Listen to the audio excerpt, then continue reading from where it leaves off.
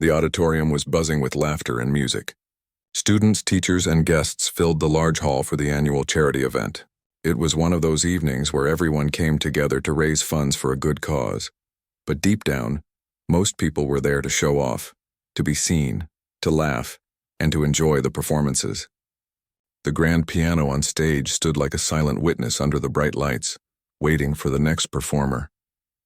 At the corner of the stage, a woman in a faded uniform was quietly sweeping. She moved carefully, trying not to disturb anyone. Her hair was tied back, and her face showed the tiredness of someone who had worked long hours.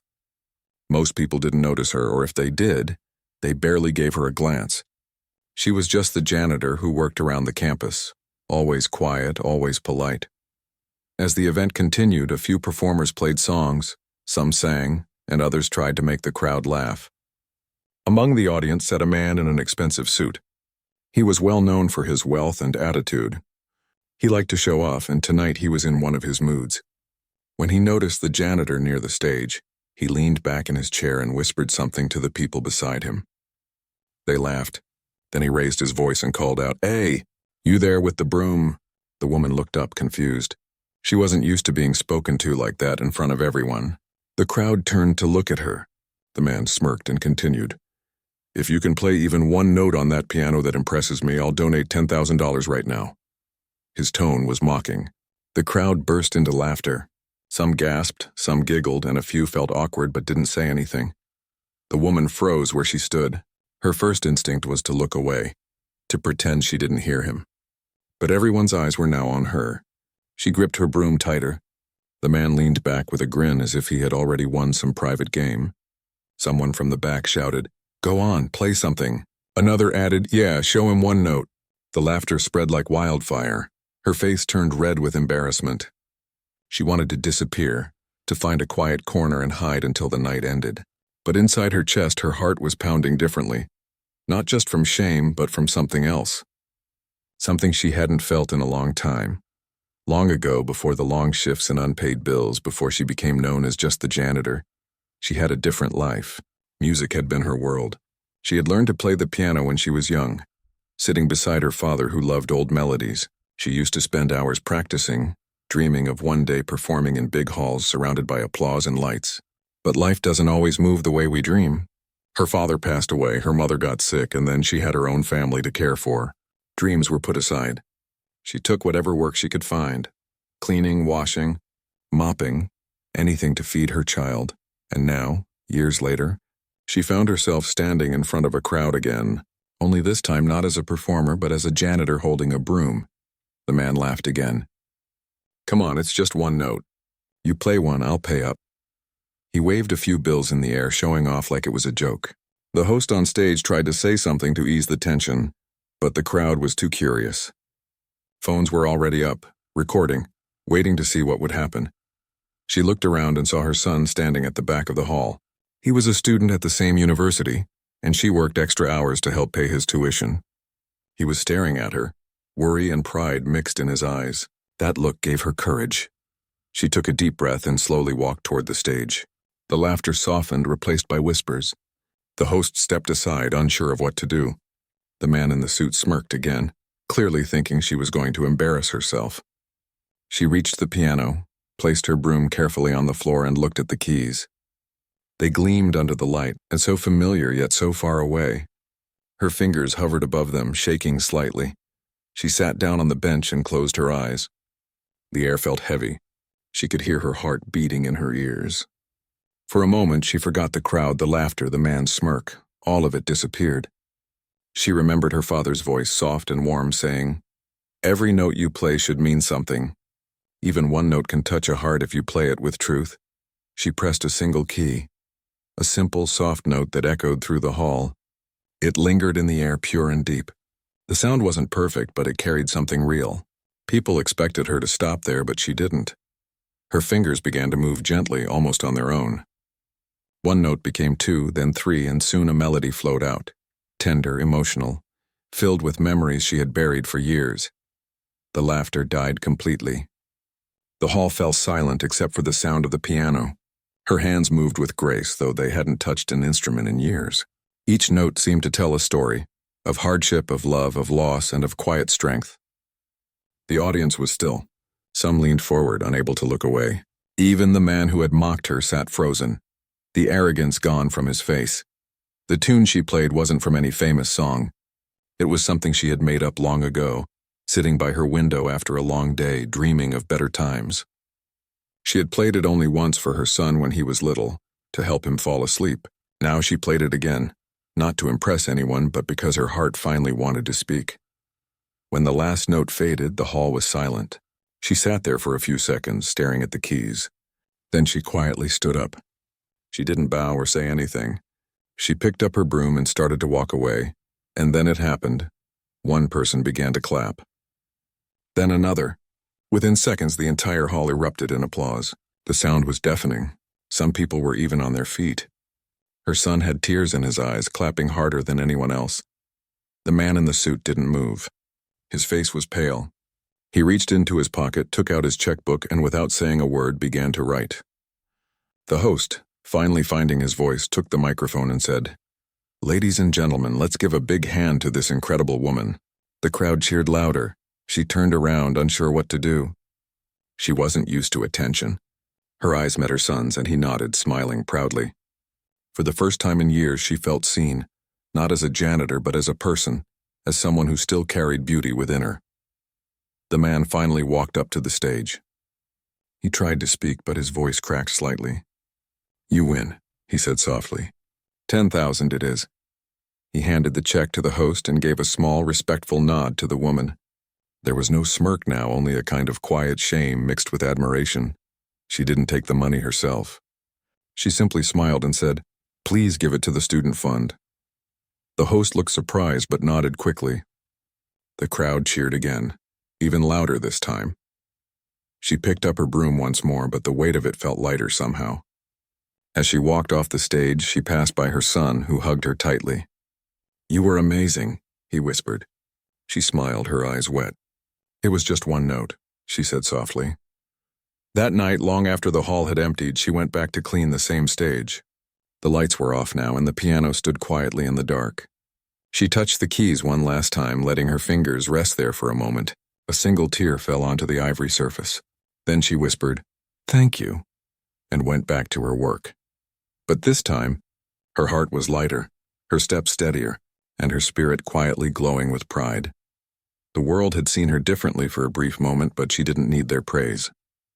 What mattered was that she had found herself again, through one note, one moment, one simple act of courage. The next morning, the story was everywhere. Students couldn't stop talking about the janitor who played the piano and stunned the whole hall. Someone had recorded the moment on their phone and posted it online. Within hours, the video spread across social media. People called it the one-note miracle. It wasn't just about her playing. It was about how she carried herself, quiet, humble, yet full of emotion that touched everyone who heard it. When she arrived at work that morning, she didn't expect anything different. She walked into the university building with her cleaning cart as usual, wearing the same faded uniform, her hair tied up. But as soon as she entered, students started whispering. Some smiled at her, some even clapped softly as she passed by. She felt confused and embarrassed. She wasn't used to attention. All she had done was play one tune from her heart. As she reached the hall, she saw a few staff members gathered near the stage. The piano she had played last night was still there, but something was different. A bouquet of flowers rested on top of it with a small card that read, "For the woman who reminded us what true talent is." She stared at it for a moment, unsure how to react. Then she smiled softly and began her work, wiping tables and picking up cups left from last night's event. Her son found her there later that morning. He was grinning from ear to ear, holding his phone. "Mom, you've gone viral," he said excitedly. "Millions of people have watched your video. Everyone's talking about you." She laughed nervously. "Viral? What's that supposed to mean?" He showed her the video on his screen. There she was, sitting at the piano, the hall silent, the melody filling the air. The comments below were filled with kind words. People wrote things like, "I cried listening to this, and she's the real inspiration." Her eyes watered as she read them. "I just played what I felt," she said quietly. "I didn't mean to make a big deal." Her son hugged her. You didn't have to. People can feel your heart, Mom. Later that day, the university principal called her to the office. She was nervous. She thought maybe she had done something wrong or broken some rule. When she entered the room, the principal stood up with a warm smile. "You have no idea what you've done," he said. "You've not only inspired our students, but you've brought attention to our charity program like never before. Donations are pouring in from everywhere." He handed her a letter. "This is for you. It's a scholarship application, fully funded if you'd like to continue your music studies." She froze. "Music studies," she repeated, not believing her ears. "But I'm too old for that, and I still have to work." The principal shook his head. "You're never too old to chase your passion. We'll adjust your work hours. Think about it." That evening, she sat in her small apartment holding the letter. Her son was doing homework on the floor beside her. The room was quiet except for the sound of a ticking clock. Her hands trembled slightly. She hadn't thought about studying music again since her youth. She thought that part of her life was gone forever. But now the thought of sitting at a piano every day, learning again, creating again, it made her heart flutter. She looked at her son and asked softly, "Do you think I should do it?" He looked up and smiled. "You always tell me to never give up on what I love. Maybe it's your turn to do the same." The next day, she gave her answer. She wanted to try. The university arranged for her to take part-time classes in the music department. At first, it felt strange sitting among students much younger than her. Some looked at her curiously, but most were friendly and welcoming. They had seen her video too. Some even called her ma'am with respect. She laughed and told them to treat her like any other student. Her first class was about musical expression. As she sat in front of a piano again, she felt her fingers tremble. The instructor, a kind elderly man, recognized her instantly. "Ah, the famous lady of one note," he joked warmly. The class laughed and she blushed. "Let's see what those hands can do," he said, gesturing to the piano. She hesitated for a moment, then played the same melody she had played that night. Soft, emotional, yet full of strength.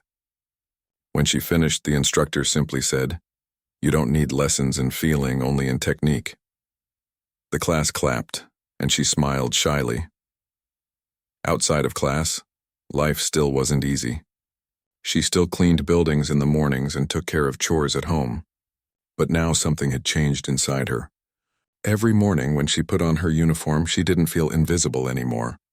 People greeted her with kindness. Some students even stopped to talk about music with her. The same man who had mocked her at the event came by one day with a different look in his eyes, humble and sincere. He found her cleaning near the piano room and said softly, "I owe you an apology. I was out of line that night." She looked at him for a long moment and nodded. "You kept your promise. That was enough?"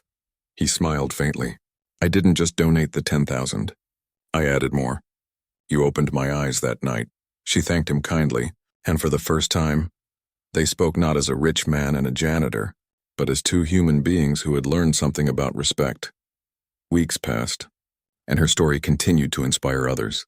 She received letters from people she had never met, single mothers, retired teachers, young musicians, all telling her how her courage had touched their hearts. One letter said, "You reminded me that talent never dies. It only waits to be heard again." She kept every letter in a small box beside her bed. One day, her music instructor told her there would be a special concert at the university, a celebration for those who had overcome challenges to follow their dreams. "You should perform," he said. "People need to hear you again." The thought scared her, but deep down she knew she wanted to do it. She practiced every evening after work, her son helping her record videos so she could watch and improve. Her fingers grew stronger and her confidence returned. When the night of the concert arrived, the hall was filled once again, just like that first night. But this time she wasn't cleaning the stage, she was part of the show. She wore a simple dress, nothing fancy, but it made her feel elegant. Her son sat in the front row, beaming with pride. When it was her turn, she walked to the piano slowly, the audience clapping softly. She sat down, took a deep breath, and began to play. This time the melody was fuller, richer, and brighter. It carried the sound of hope, not sorrow, not pain, but renewal. Each note flowed into the next, telling a story of second chances and quiet strength. As the last note faded, the audience rose to their feet, cheering and clapping. Some had tears in their eyes. She stood up and bowed, smiling through her own tears. In that moment, she felt something she hadn't in years. Complete peace. After the concert, people came up to meet her to thank her for inspiring them. She spoke humbly, always smiling, never taking credit. Music was always in me, she said. I just forgot how to listen to it.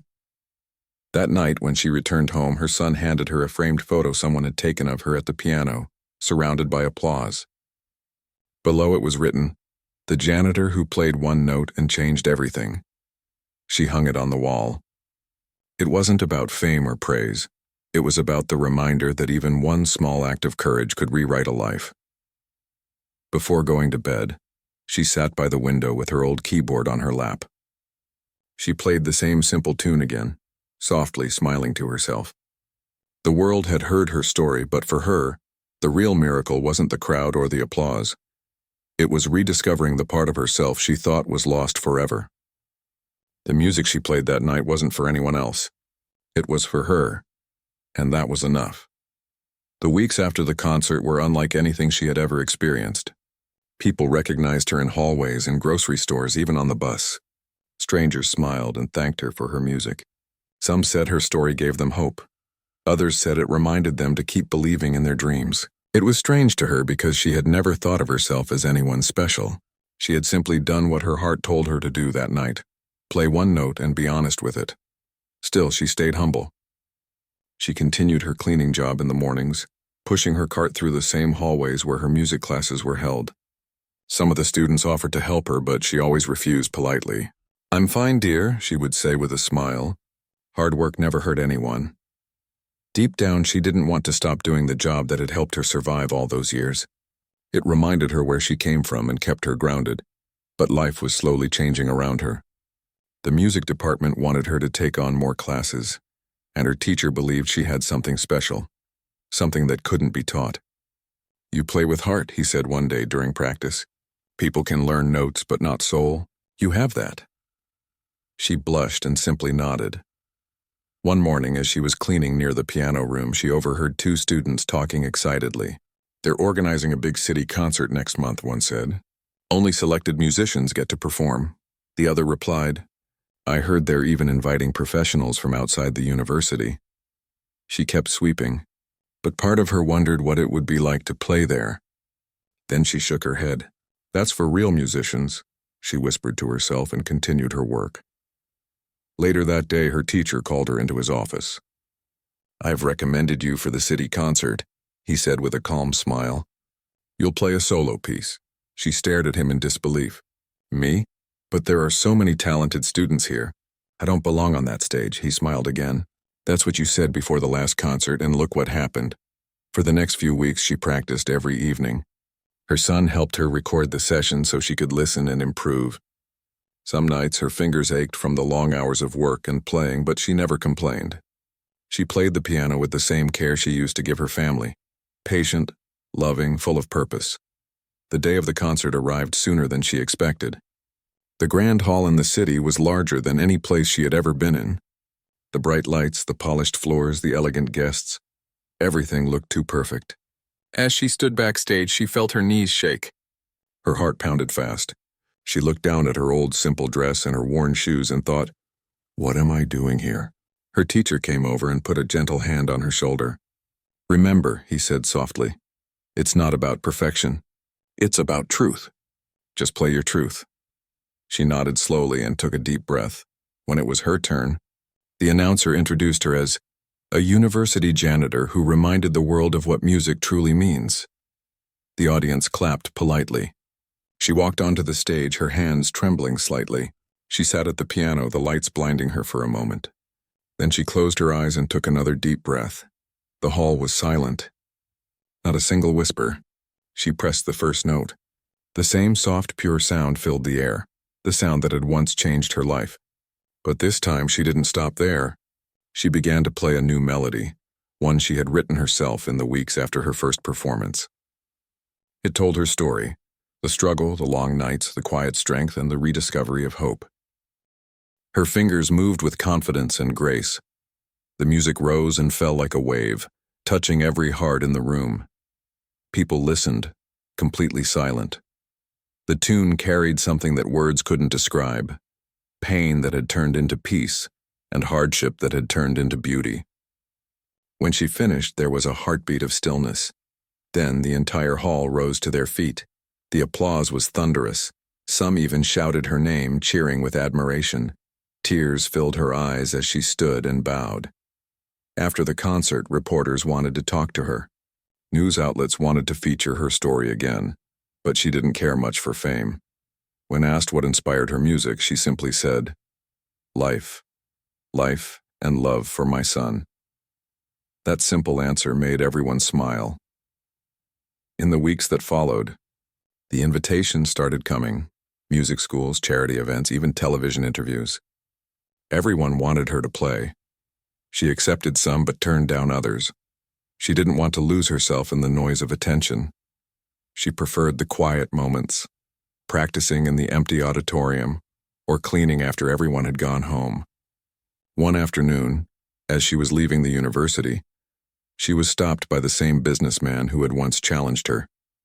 He looked different now, less arrogant, more thoughtful. "I watched your performance at the city concert," he said quietly. "You were incredible." She nodded politely. "Thank you." He hesitated, then added, "I started learning the piano. I realized I'd never understood what music could mean until that night." She smiled kindly. "Music doesn't care who you are," she said softly. "It just speaks to whoever listens." As the months went by, she continued balancing her two worlds, work and music. Her son graduated, and together they celebrated with a small homemade dinner. He told her he wanted to pursue teaching and maybe open a small music school one day. "We could run it together," he said excitedly. "You could teach the piano." She laughed warmly. "Let's take one dream at a time," she replied. Her teacher encouraged her to write more of her own music. At first, she didn't think she could, but soon, melodies began to pour out of her naturally. She wrote songs about kindness, patience, and finding beauty in small things.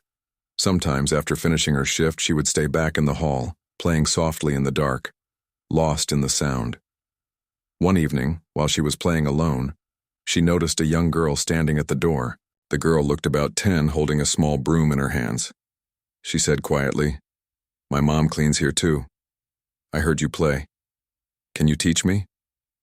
The woman smiled warmly. "Of course," she said. From that day on, she began giving small lessons to children of the staff, kids who never thought they could touch a piano. She taught them that music wasn't about money or fame, but about feeling. Her small act of kindness grew into something bigger. The university created a special music program for children of workers and low-income families. She became part of it, helping to organize lessons, guiding young hands over the keys. It was her way of giving back, the same way someone once gave her a second chance. Years passed, and her story became more than just a viral video. It became a reminder that dignity and talent can live in the quietest corners. She was no longer just known as the janitor who played one note. She was known as a teacher, a mentor, and a symbol of hope. Sometimes, when she sat alone by the piano, she would think back to that night, the laughter, the challenge, the fear, and the sound of that first note. It had changed everything. She smiled softly to herself and whispered, "One note can change a life." It changed mine. That same piano still stood in the university hall, polished and gleaming.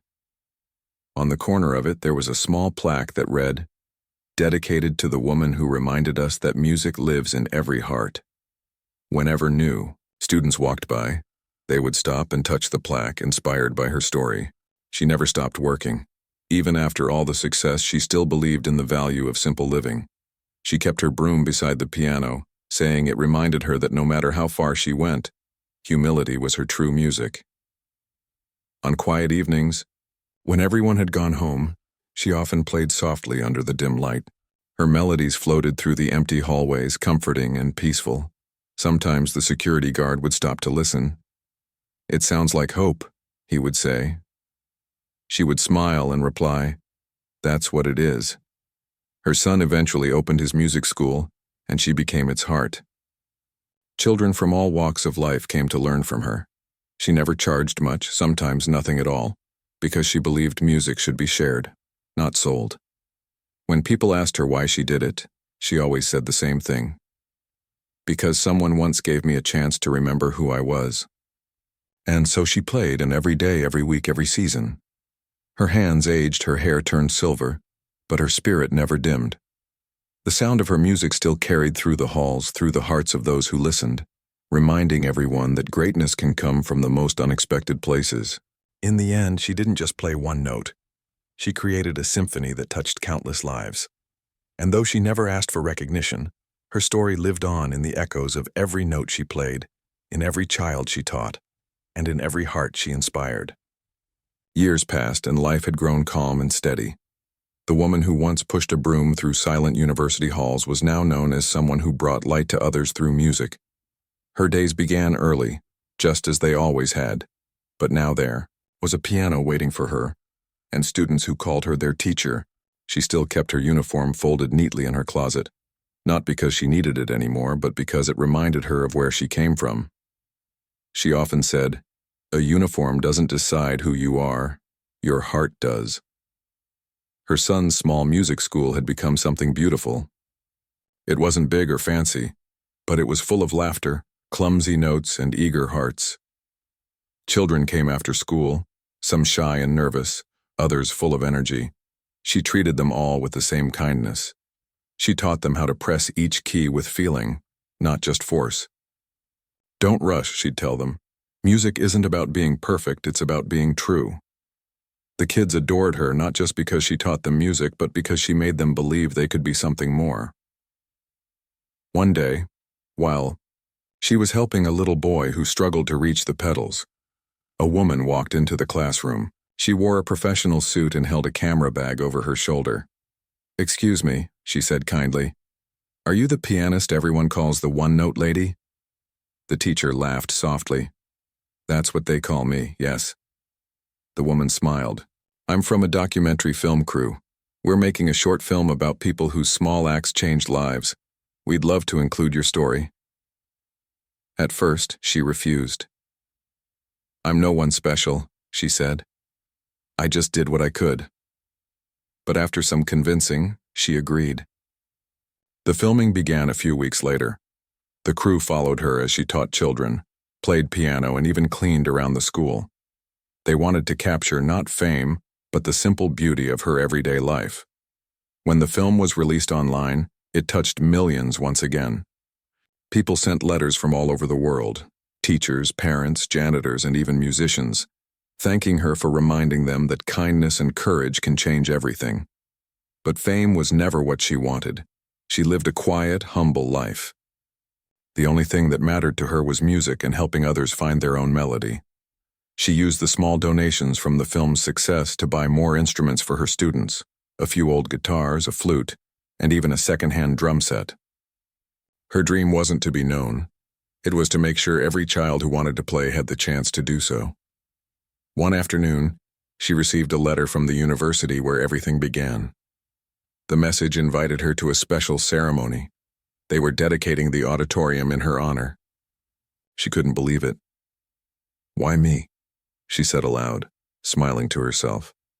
Her son simply replied, "Because you changed more than just one night, Mom. You changed how people see others." When the day of the ceremony arrived, the same hall, where she once mopped the floors, now had her name engraved on a golden plaque near the piano. Students, teachers, and guests filled the room. The principal stood at the podium, his voice full of pride. "Years ago," he said, "a woman reminded us that greatness doesn't wear a title. Tonight we celebrate her and the light she gave us." The audience stood in applause as she walked up to the stage. She stood there, trembling slightly, not from fear but from emotion. "I never thought I'd stand here like this," she began softly. "I used to sweep this very floor. I used to dream about music but never thought I'd play again. I just wanted to give my son a better life. That night when I played, I wasn't trying to prove anything. I was just remembering who I used to be. And somehow, that reminded others too." Her words were simple, but they touched every heart in the room. When she finished speaking, the principal asked her to play one more time. She smiled, sat down at the piano, and began to play the melody that had started it all. The moment she pressed the first key, time seemed to stand still. The notes drifted through the air, carrying memories of laughter, tears, and quiet courage. Some people closed their eyes, swaying gently to the tune. Others simply watched in silence, lost in the feeling. When the last note faded, the hall filled with applause once more. Louder, warmer, more meaningful than ever before. After the I ceremony, she stayed back for a while, sitting alone in the quiet hall. Her fingers rested on the keys and she smiled. The janitor from years ago was gone, but the woman who learned to dream again was still here. Her son walked up and placed a hand on her shoulder. "You did it," he said softly. She looked at him and replied, "No, we did it." As the years moved forward, she continued teaching. Her students grew up and many of them became musicians, teachers, or artists. Some returned to visit, bringing flowers or small gifts. They would always say the same thing: "You taught me to believe in myself." Those words meant more to her than any award or recognition. One rainy evening, as she was locking up the school, she noticed a young man sitting outside with a guitar case. He looked tired and lost. She approached him gently. "Are you all right?" He sighed. "I used to play. I wanted to be a musician, but life got hard." She looked at him for a moment, seeing her younger self in his eyes. "Come inside," she said softly. "Maybe you just need one more note." They went inside and she opened the piano cover. "Play something," she said. He hesitated. "I haven't touched this in years." She smiled. "Neither had I once." Slowly, he placed his fingers on the strings and began to play a shaky tune. She joined in on the piano, following his rhythm gently. Together, they filled the room with sound, imperfect but honest. When they finished, he looked at her with tears in his eyes. "Thank you," he whispered. She smiled. "Music never leaves you. Sometimes it just waits until you're ready again." That night, as she walked home under her umbrella, she felt peaceful. The streetlights reflected on the wet pavement and the air smelled fresh. She thought about her journey, the broom, the piano, the applause, the children, and all the moments in between. It all started with one note, one moment of courage. She realized now that the beauty of life wasn't in how far she had come, but in how many hearts she had touched along the way. The following spring, the small school hosted its biggest concert yet. Parents filled the seats. Children tuned their instruments, and she sat quietly backstage, listening to the chatter. Her son walked up to her, holding a microphone. "You should say something before we start," he said. She shook her head. "It's their night." "I've said enough," but he smiled. "Then just say thank you." When she stepped onto the stage, the crowd cheered. She waited for the noise to settle, then said, "When I was younger, I thought dreams only belonged to people who had time or money, but I was wrong. Dreams belong to anyone brave enough to keep them alive. Thank you for believing in music and in yourselves." The hall filled with applause again, but she didn't stay long on stage. She preferred watching from the side, her heart full as her students played their songs. That night, as the music echoed around her, she closed her eyes and let the sound wash over her. She thought about her father, the one who had taught her her first melody. She thought about her son, now grown, proud and kind. She thought about every person who had ever felt invisible, and she wished they could know what she knew now, that even the smallest light can shine through the darkest places. When the concert ended, she stayed behind once again to clean up. Old habits never really left her, and she didn't mind. As she picked up programs and folded chairs, she hummed her melody softly. Her son laughed when he saw her. "You really can't stop working, can you?" She smiled. "Some things never change, and that's okay." The lights dimmed, the hall grew quiet, and she sat down at the piano one last time that night. She played a few gentle notes, letting them echo into the silence. The tune was soft, tender, and peaceful, like a conversation with life itself. When she finished, she whispered, "Thank you," not to anyone in particular, but to everything that had brought her here. Outside, the rain had stopped, and the stars had come out. She locked the doors, turned off the lights, and walked home. Her heart was light, her soul calm, and her story, though humble, had become a song that would never fade away. The sun peeked through the window, lighting up the small piano room where everything had started years ago. The woman sat by the window, a cup of tea in her hands, her fingers tapping lightly on the wooden table as if they were still playing invisible keys. Time had slowed down, but her heart still danced to the rhythm of music. The sound of children practicing in the nearby classroom drifted through the walls. Every note they played reminded her how far her journey had come. Her hair had turned silver now, soft and shining under the morning light. Her son often told her to rest more, but she couldn't stop teaching. "Music keeps me alive," she would say with a smile. The little school they had built together had grown over the years. It was no longer just one room and an old piano. It was now a warm place filled with students from all backgrounds. Some came from small towns, some from big cities, and a few came from faraway countries after seeing her story online. To each of them, she offered the same words of encouragement. It doesn't matter where you start. What matters is that you begin. That morning, her son walked into the room with a gentle smile. "Mom, the university called," he said. "They want you to come tomorrow. They're hosting a charity concert in your name." She looked up, surprised. "In my name? Oh, that's too much. I'm just a teacher now." He shook his head. "You're more than that. You've inspired thousands?" She chuckled softly. "I never planned to inspire anyone. I just played one note." The next day, she dressed in a simple blue dress. As she looked in the mirror, she saw not just an older woman, but all the versions of herself. The janitor sweeping floors late at night, the mother holding her son's hand, the pianist who played from the heart. When she arrived at the university, she was met with applause from students and staff. Some of the professors who had been there years ago greeted her with warmth. The man who had once made the challenge to play one note was there too, now gray-haired and humbled. "You taught me something that night," he said quietly. "I learned that true music doesn't come from the hands. It comes from the soul." She smiled and shook his hand. "We all learn in our own way." The concert began that evening. The stage lights glowed softly and the air buzzed with anticipation. Dozens of young musicians performed. Violinists, pianists, singers, and even small children who could barely reach their instruments. Each piece carried emotion and hope, reflecting the values she had spent her life teaching. As she sat in the front row, she felt tears fill her eyes. These weren't just performances. They were pieces of her story living on through others. Halfway through the event, her son walked onto the stage with a microphone. "Ladies and gentlemen," he said, his voice steady but full of emotion. "Tonight is not just about music. It's about courage, kindness, and the belief that one small act can change the world. Years ago, my mother played one note that changed her life and mine. So tonight, I'd like her to play one last song for all of us." The audience erupted in applause. She shook her head at first, laughing nervously, but her son insisted. Slowly, she made her way to the stage. As she sat down at the piano, her hands trembled slightly, but the moment she touched the keys, calm returned. The hall grew silent. She looked at the piano, then at the crowd, and said softly, "Every note you play tells a story. This one is mine." Her fingers began to move, and the music filled the room like sunlight through clouds. The melody was familiar, the same tune she had played the night that started it all. But now it was deeper, richer, filled with the wisdom of years. People listened in silence, some smiling, others crying quietly. Even the youngest students could feel the emotion in her music. When she finished, the entire hall stood to applaud. It felt like time itself was clapping for her.